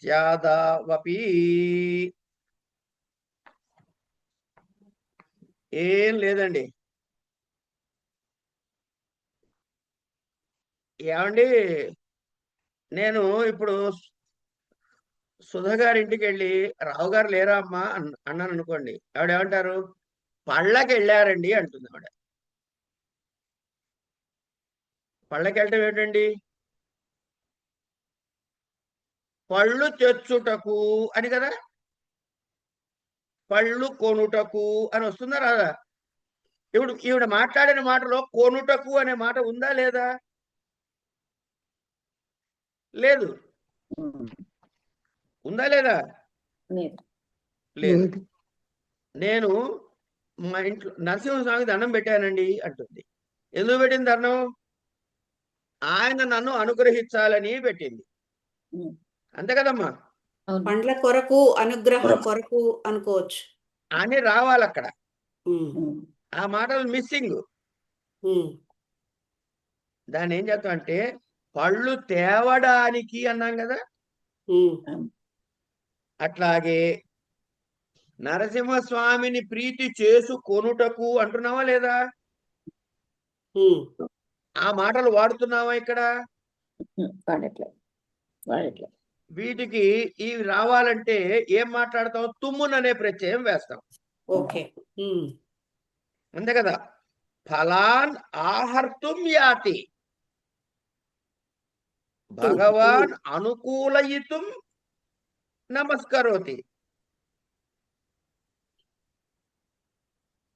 ఇట్లా అని చెప్పాడు అనమాట. అంటే క్రియార్థోపపదస్య చ కర్మణి స్థానినః అని పదచ్ఛేదం చేసుకుంటే క్రియార్థమైన క్రియ అంటే పళ్ళు తెచ్చుట అనే క్రియ కోసము యాతి అనే క్రియ చెబుతున్నాడు. అనుకూలయితుం అనే క్రియకి నమస్కారం అనే క్రియ చేస్తున్నాడు. అంచేత దేని కొరకు ఇది ప్రయోగిస్తున్నామో ఈ క్రియని దానికి తుమున్ అనే ప్రత్యయంతంతో చేస్తాం, కర్మవాచకంగా చెప్తాం. ఆ కర్మవాచక శబ్దానికి చతుర్థి విభక్తి వస్తుంది. కర్మ దాని బదులు కర్మణి స్థానిన, కర్మ ఎక్కడ వస్తుందో ఆ స్థానములో చతుర్థి వస్తుంది. అందుకని ఏమన్నాడు, మనం మామూలుగా ఫలం ఆనేతుం యాతి అనాలి కదా. అవును. కనుక ఫలం అనే ద్వితీయ విభక్తి వేసే బదులు ఫలాభ్య అన్నాం. ఫలాను బదులు ఫలేభ్య అన్నాం. నృసింహం నమస్కరోతి అనే బదులు నృసింహాయ అన్నాం. అంటే మధ్యలో తుమ్మును పోయింది కాబట్టి. ఫలాని ఆహర్తుం యాతి అనే దానిలోంచి ఈ ఫలాన్ని తీసేసి ఫలేభ్య అన్నాం. తర్వాత తుమర్థాచ్చ భావవచనాత్, తుమర్థాచ్చ భావవచనాత్, భావవచనాశ్చేతి సూత్రేణ యో విహితస్తదంతా చతుర్థి స్యాత్ యాగాయ యాతి యష్టుం యాతి ఇత్యర్థః. ఏమీ లేదండి, కంగారు పడద్దు అసలు. ఇక్కడ తుమర్థాచ్చ భావవచనాత్ ఏమండి,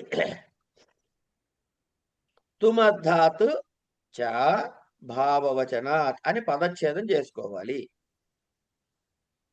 అంటే భావవచనాశ్చ అన్న ఎప్పుడైతే అన్నాడో ఏమర్థమవుతుంది అంటే ఏ విభక్తి విభజించబడుతుందో దాని స్థానములో అన్నమాట.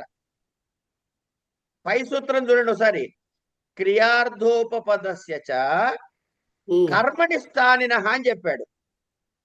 అంటే అక్కడ కర్మ సంజ్ఞ బదులు స్థానములో చతుర్థి వస్తుంది. అవునా కదా? అవునండి.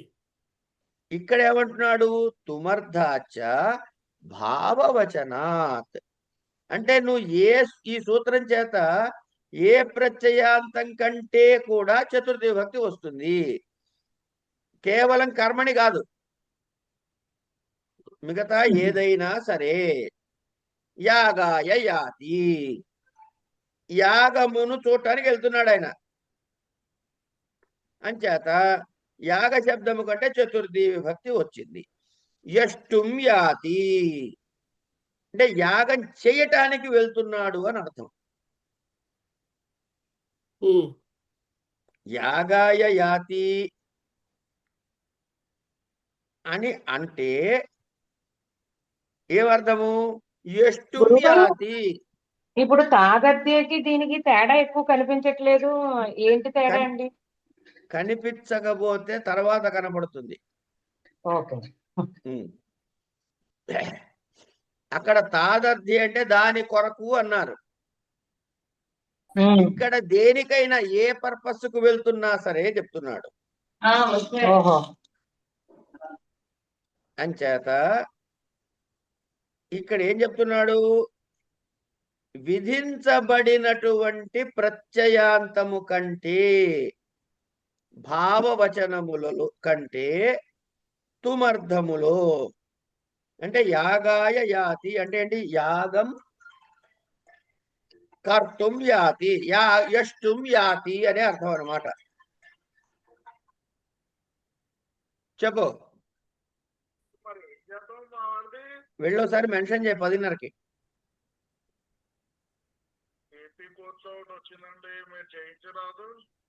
నేను డైరెక్ట్ గా వెళ్ళను, యాతి అంటే ఒకటేనా, అది ఇది ఒకటేనా? ఎందుకంటే యాతి అంటే యజ్ఞించడానికి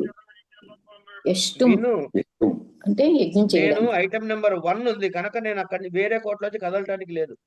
యాగం చేయడానికి. వాడు ఫోన్ చేసి చెప్పు ఒకసారి. యాగం కర్తుం యాతి అని అర్థం. యష్టుమంటే యాగం యాగాయ కర్తుం, యాగం చేయడానికి. యాగాయ అనేసి వాడిస్తే చాలు. అంతే, అలా చేసేద్దామండి. దాని తర్వాత ఏం చేద్దామంటే, అవును రికార్డ్ అవుతుందా? ఇది కావట్లేదు, ఇదాకా ఆపాను సార్. ఎక్కడ ఓకే. అవుతుంది. తర్వాత అండి చాలా కష్టమైన సూత్రం చెప్తున్నా, వినండి. ఇది చాలా కష్టమైన సూత్రం అమ్మా, జాగ్రత్తగా వినండి. నేను ఎప్పుడో చెప్తూ ఉంటా, పొడుగ్గా సూత్రం ఉందంటే అంతకు మించిన తేలిక సూత్రం ఇంకోటి ఉండదు అని. నమః స్వాహ స్వస్తి నమః స్వస్తి స్వాహ స్వథ అలం వషట్. ఈ పదములు గనక ఉన్నట్టయితే చతుర్థి వచ్చేస్తుంది, అయిపోయింది, ఇంకేం లేదు. అయితే ఇక్కడ మాట చెప్పాలి మీకు. అలం అంటే ఏమిటి? ఎనఫ్, చాలు. ఇనఫ్, చాలు అని. అనే కాదు, అలంకి ఇంకా చాలా అర్థాలు ఉన్నాయి. కనుక ఇక్కడ నేనేం చెబుతున్నానంటే చాలు అనే అర్థంలోనే తీసుకోండి అని. ఆ మాట చెప్పడానికి ఆయన ఏం చేశాడో వార్తకని రాశాడు. అలమితి పర్యాప్త్యార్థ గ్రహణం. నేను అలంకి అనేది చాలా అర్థాలు ఉన్నాయి, కానీ ఈ సూత్రాన్ని నేను ఎందుకు చెబుతున్నానయ్యా అంటే, ఎందుకు చెప్పాడయ్యా పాణిని అంటే, చాలు అనే అర్థంలో తీసుకోండి అని. ఇందులో ఇంక నేనేం చెప్పాలి మీకు? ఏభిర్యోగే చతుర్థి స్యాత్. ఇక వరుసగా చూడండి. మొట్టమొదటిది ఏంటి? ఈ వరుసగా ఒక్కొక్కటి చెప్పండి. నమః అనండి. నమః. హరయే నమః. హరయే నమః. ఇంకా సరస్వత్యై రామాయ నమః. నమః. అవన్నొద్దు, తర్వాత నమః తర్వాత ఉంది స్వస్తి. ప్రజాభ్య. స్వస్తి స్వస్తి ప్రజాభ్య అంటారుగా, అదే. నెక్స్ట్ ఏముంది? స్వాహ. స్వాహ. అగ్నయే స్వాహ. స్వధ. స్వధ. ఇది అందరికీ తెలియకపోవచ్చు. తల్లిదండ్రులు కార్యక్రమాలు చేసినప్పుడు పితృభ్య స్వధ అయిపోయింది. వషట్టు అట్లాగే. అలమితి పర్యాప్తార్థ గ్రహణం. తేన దైత్యేభ్యో హరిరలం ప్రభు సమర్థ శక్త ఇత్యాది. ప్రభ్వాదియోగే షష్ట్యపి సాధు తస్మై ప్రభవతి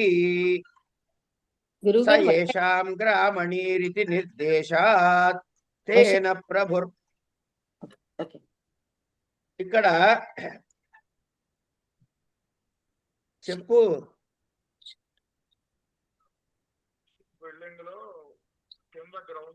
నేను క్లాసులో ఉన్న 10 నిమిషాల తర్వాత వచ్చాయి.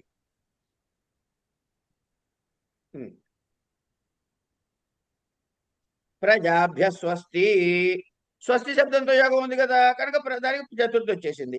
అగ్నయే స్వాహ పితృభ్య స్వధా. ఇవన్నీ అయిపోయినాయి. అలమితి పర్యాప్తార్థ గ్రహణం. అలం అనే శబ్దం చేత మనం ఏం తీసుకోవాలి అంటే పర్యాప్తి అనే అర్థాన్ని తీసుకోవాలి. ఏమండి? ఇక్కడ ఇంకేం చెబుతున్నాడు? కింద ఏం చెబుతున్నాడు చూడండి. అలం దగ్గర ఇంకేం చెప్తున్నాడు? తేన దైత్యేభ్యో హరమితి హరిరలం. అంటే ఆ రాక్షసులకి మన విష్ణువు చాలరా బాబు, ఇంకెవడ అక్కర్లేదు అన్నట్ట. నేను కూడా అక్కడ హరి చాలు వీళ్ళకి. ఒక హరి వెళ్తే రాక్షసులందరూ అదన్నమాట. తస్మై ప్రభవతి. ఇక ప్రభ్వాది యోగే షష్ట్యపి సాధు తస్మై ప్రభవతి స యేషాం గ్రామణి ఇతి నిర్దేశాత్ తేన ప్రభుర్బుభూషుర్భువనత్రయేష్వపి సిద్ధం వషడింద్రాయ చకారః పునర్విధానార్థః తేనాశీర్విపక్షాయాం పరామసి చతుర్థీ చాశిషీతి షష్ఠీం బాధిత్వా చతుర్థత్వేవ భవతి స్వస్తి గోభ్యో భూయాత్. ఇంత రాశాడు వృత్తి. దీని ఏమీ లేదు, చక్కగా తెలుగులో చెప్పుకుంటే మనకి తేలిగ్గా అర్థమవుతుంది. వషట్ అంటే ఏమిటది? అర్థం ఏంటి గురుగారు? ఆ? వషట్. వషట్ అన్నది ఒక మంత్ర ప్రయోగం అమ్మ. ఓకే.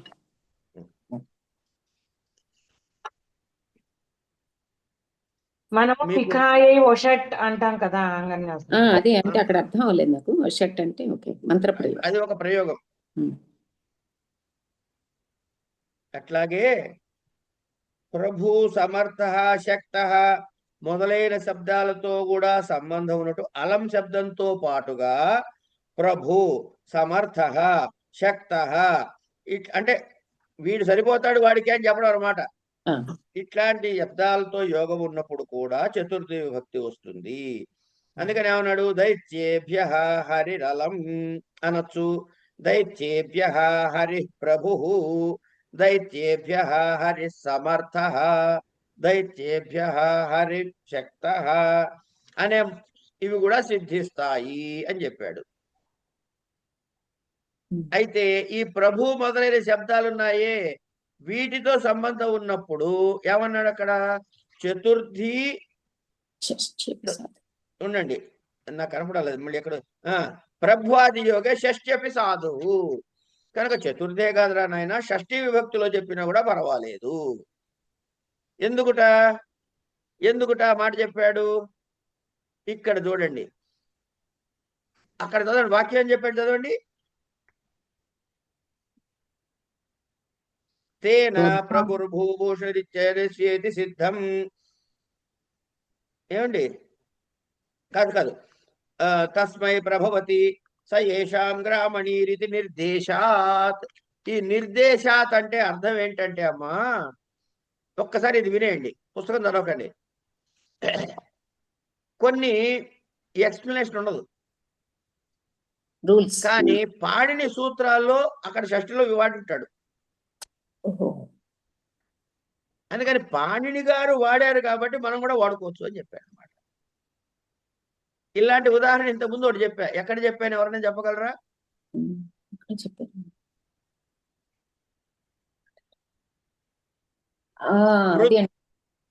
Very good. వృద్ధో యూన. అక్కడ తృతీయ వాడాడు, అందుకని అక్కడ కూడా వస్తుంది అని చెప్పుకున్నాం. ఎందుకు చెప్పుకున్నాం? పాణిని గారు చేశారు కాబట్టి ఇది కూడా వస్తుందని తెలుసుకున్నాం. అట్లా ఈ నిర్దేశాత్ అంటే అది. ఇది అయిన తర్వాత మన్యు కర్మణ్యనాదరే విభాష అప్రాణిషు. గురుగారు, ఈ సూత్రంలో ఇక్కడ నమస్కారోతి దేవాన్ గురించి ఒక్కసారి అది ఎక్కడ? ఉపపద విభక్తే కారక విభక్తి బలీయసి అన్నాడు. ఇప్పుడు నేను రాముడిని ప్రార్థిస్తున్నాను, రాముడిని నమస్కరిస్తున్నాను అంటాం కదా మామూలుగా. అయితే ఎందుకు, ఎవరిని ఉద్దేశించి నమస్కారం పెడుతున్నావమ్మా నువ్వు? రాముడిని ఉద్దేశించి. అంచేత ఆయన మన ద్వితీయ విభక్తి చెప్పుకోలేదు కానీ చెబుతా మీకు. ఓకే, ఏమండి? అక్కడ ద్వితీయ విభక్తి ఎవరికి వస్తుంది? కర్తురీప్సితమం కర్మ అంటాడు. ఆయన చేస్తున్న పనికి చాలా ప్రీతికరమైనది అని. మనం ధనం ఎవరు పెడుతున్నాం? రాముడి గురించి పెడుతున్నాం కనుక రామం నమస్కరోమి అని రావాలి. అది దాన్ని కారక విభక్తి అంటారు. కానీ ఇక్కడ ఏం చెప్పాడు? చతుర్థితో నమస్తో ఉంటే చతుర్థి చెప్పేమన్నాడు కనుక ఇది ఉపపద విభక్తి అంటారు. కనుక ఎన్ని విభక్తులు వచ్చాయి మీకు ఇక్కడ? 2. కారక విభక్తి రూపము కరెక్టే, ఉపపద విభక్తి రూపము కరెక్టే. ఈ రెండిట్లో ఏది పవర్ఫుల్ రా నాయన అంటే కారక విభక్తి పవర్ఫుల్ అని చెప్పాడు. ఓకే, అందుకని చతుర్థి వస్తుంది, చతుర్థియే వస్తుంది. కానీ రెండింటి కాంట్రాస్ట్ లో ఏది కావాలి అంటే అది బలమైనది. ఏది? ఉపపద విభక్తి బలమైంది కాదు, కారక విభక్తి బలమైంది. కారక విభక్తే బలమైంది. ఓకే, అంతే. ఉపపద విభక్తి కారక విభక్తి బలీయసి. ఉపపద విభక్తి కంటే కారక విభక్తి బలమైంది. అయిపోయింది, తీసేయండి అక్కడికి, ఇంకా చాలది. మన్యు కర్మణనాదరే విభాషా అప్రాణిషు ప్రాణివర్జే మన్యుతే కర్మణి చతుర్థి వా స్యాత్ తిరస్కారే. అనాదరే అంటే తిరస్కరించుట. నత్వాం తృణం మన్యే.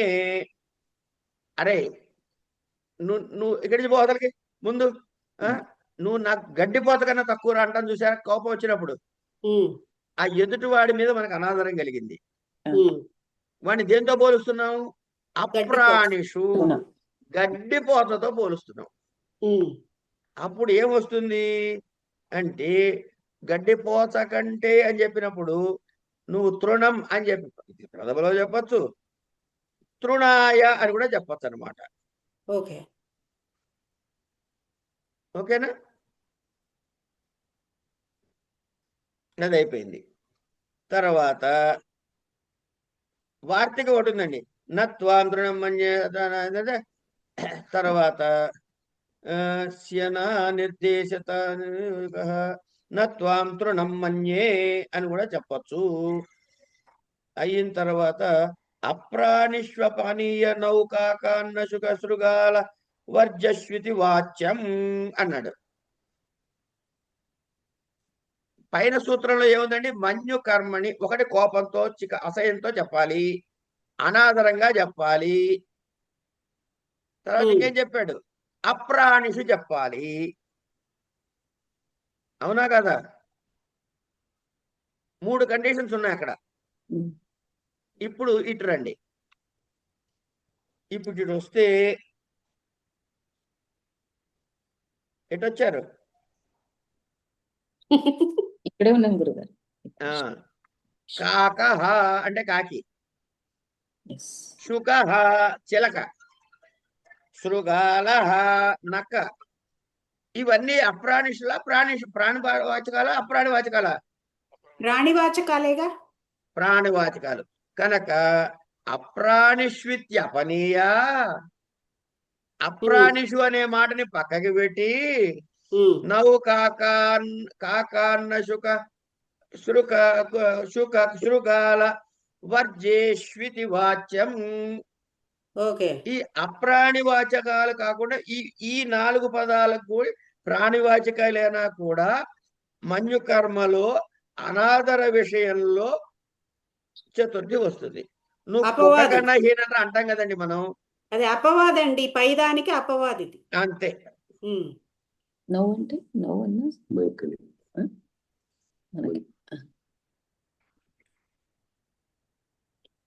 నవ్వు శబ్దం ఏంటి? నవ్వు ఒకటి, అన్న ఒకటి.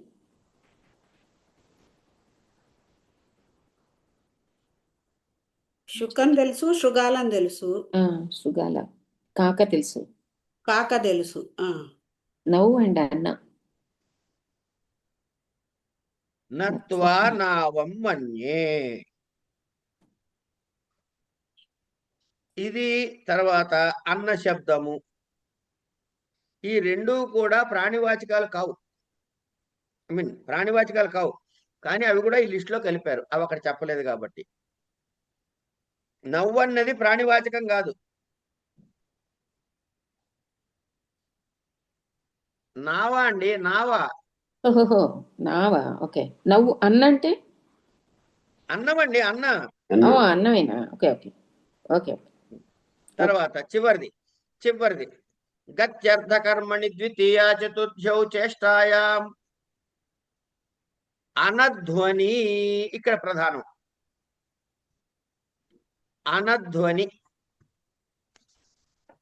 గత్యర్థ కర్మణి చెప్పండి. అధ్వభిన్నే, అధ్వం అంటే మార్గం అండి.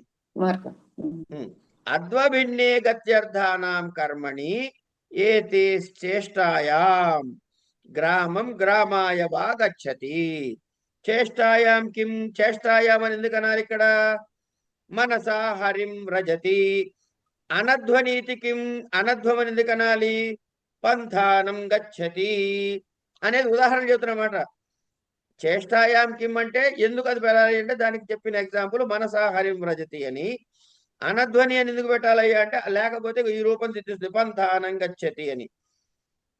గంత్రాధిష్ఠితే అధ్వన్యేవాయం నిషేధః యదా యదా యదా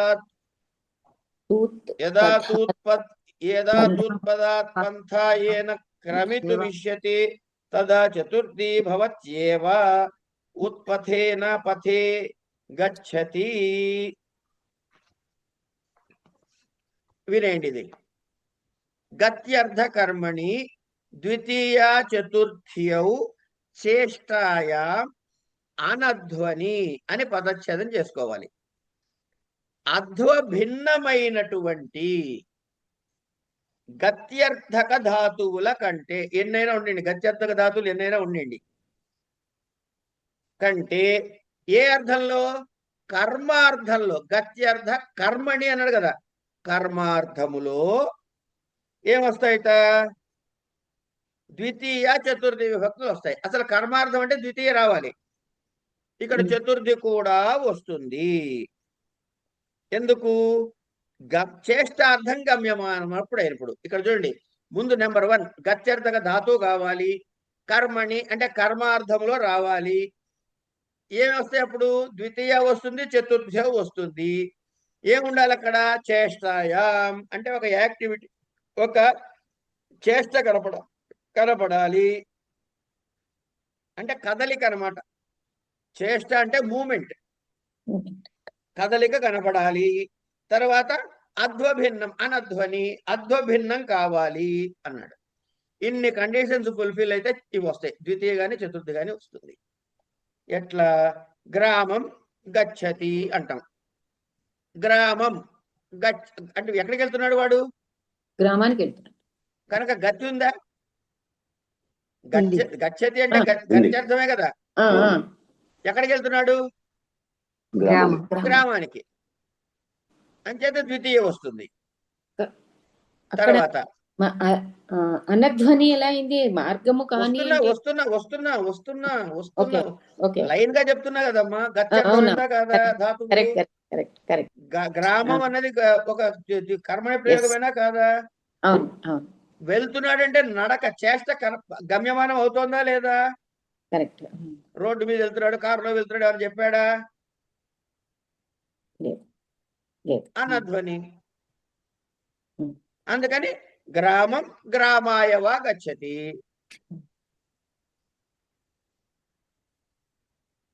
గచ్చద్ధ ధాతువు గమ్ ధాతువు. గమ్ ధాతువు కంటే కర్మ ఏమిటి దీనికి? గ్రామము. ఇక్కడ చేష్ట అంటే ఏమిటి? కదలిక. అంటే కదలిక గమ్యమానం అవుతుందా? వెళ్తున్నట్టే కదులుతున్నట్టు తెలుస్తుంది కదా. ఇక్కడే కూర్చుంటే గ్రామానికి ఎట్ట వెళ్తాడమ్మా? వెళ్ళలేడు. కనుక ఇది ఏమిటి? వాడు ఏం రోడ్డు చెప్పలే, అధ్వభిన్నమైనది. కనుక దీనికి ఏమొస్తుంది? గ్రామం గాని గ్రామాయ గాని వస్తుంది. ఇంకా ఏమన్నాడు? అనధ్వని అన్నాడు. చేష్టాయాం అన్నాడు. అంటే చేష్ట అంటే ఒక యాక్టివిటీ కనపడాలి మీకు, అవునా కదా? ఈ చేష్టాయం అన్న పదం లేదనుకోండి ఈ సూత్రంలో. అమ్మా వింటున్నారా కనకదుర్గ గారు?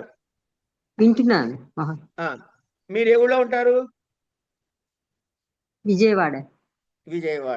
మీరు కాసేపు తిరుపతి వెళ్ళారనుకుందాం, అప్పుడు చేష్ట ఉంటుందా ఉండదా?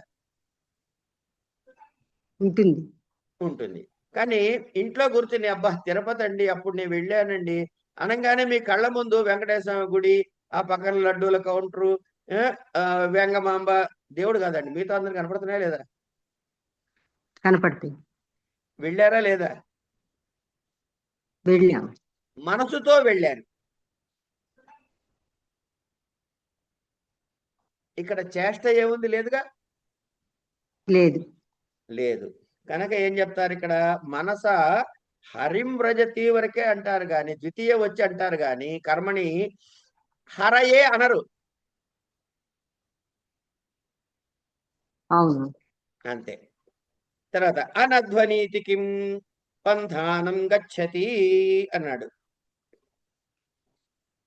అంచేత శారీరకమైన చేష్ట లేదు కాబట్టి హరిం వ్రజతి, మనసా హరిం వ్రజతి దగ్గర రాదు. తర్వాత అనధ్వని అని ఎందుకన్నాడయ్యా అంటే ఏమండి అర్ధవాచకమైన పథిన్ శబ్దము కంటే ఈ సూత్రము ప్రవర్తించదు. పంథానం గచ్చతి,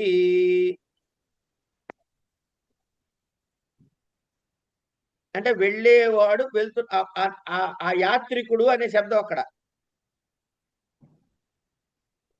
తర్వాత గంత ఏదో చెప్తున్నా, ఎక్కడుంది ఇక్కడ? గంత్రాధిష్ఠితే అధ్వన్యే వాయం నిషేధ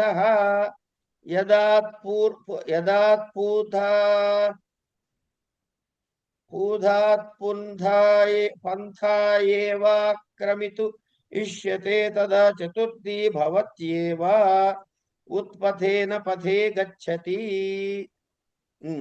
గంత అంటే నడిచేవాడు, వాడి చేత ఆక్రాంతమైన అద్వయందే అంటే నడిచేవాడి చేత ఆక్రమించబడిన ఆ మార్గాన్నే అయితేనే ఈ అనధ్వని అనే నిషేధము. అంతేగాని ఉత్పథము నుండి అంటే ఆ మార్గము కాని మార్గం ఏం లేదమ్మా. వాడు ఇన్నాళ్ళు బుద్ధిమంతుల్లా ఉండేవాడండి, ఈ మధ్య ఏదో గాడి తెప్పాడంటమే. గాడి తెప్పంటే గాడిలో నడుస్తున్నాడా వీడు? అక్కడ ఫిజికల్ యాక్టివిటీ లేదు. అవును, అదే చెబుతున్నాడు. అంటే మార్గము కాని మార్గము, ఉత్పథము అంటే మార్గము కాని మార్గము. అది అంచేత అక్కడ ఏమొస్తుంది? చతుర్థి విభక్తి ప్రవర్తిస్తుంది. కనుక ఉత్పథేన పథే గచ్చతి అంటే పథిన్ శబ్దము కంటే చతుర్థి విభక్తి ప్రవర్తించి. ఈ ఉదాహరణకి భావేంటి? ఒక వ్యక్తి ఉజ్జయిని నగరమునకు వెళ్ళవలసి ఉందండి. ఉజ్జయిని నగరానికి వెళ్ళాలి. వాడు ఎటు వెళ్ళాడు? ఇంకోదేదో వెళ్ళాడు, ఇంకో దానికి ఎటో వెళ్ళిపోయాడు, రాంగ్ రూట్లో వెళ్ళిపోయాడు. తర్వాత ఏమైంది? ఆ తప్పుడు మార్గాన్ని వదిలేసి, ఏ వెళ్ళాలో ఆ రూట్ వదిలేసి మళ్ళీ ఉజ్జయిని మార్గం వైపుకి వచ్చాడు. కనుక ఈ వెళ్దాం అనుకున్నవాడు ఎటు వెళ్దాం అనుకున్నాడు? ఉజ్జయినికి వెళ్దాం అనుకున్నాడు. వెళ్తూ వెళ్తూ దారిలో లెఫ్ట్ పోవాల్సింది రైట్కి పోయాడు, ఏదో ఇంకో ఊరు వెళ్తున్నాడు. మళ్ళీ తెలుసుకుని మళ్ళీ వెనక్కి వచ్చి రైట్ రూట్లోకి వస్తున్నాడు. అంచేత ఇక్కడ పథిన్ శబ్దార్థం ఏమిటయ్యా అంటే ఉజ్జయిని మార్గం వెళ్ళవలసిన గంత చేత అధిష్ఠితమైనది ఏది? ఉజ్జయిని మార్గం కాదు. కనుక ఏది వెళ్దాం అనుకున్నా అది కాదు. కనుక ఈ అనధ్వని అనేటటువంటిది ఇక్కడ ప్రవర్తించదు అని చెబుతున్నాడు. కనుక చతుర్థి విభక్తి మాత్రమే వస్తుంది. అందుకే పథే అనే రూపం చెప్పారు. ఉత్పథేన పథే గచ్చతి, రాంగ్ రూట్ నుంచి రైట్ రూట్ లోకి వచ్చాడు. స్వస్తి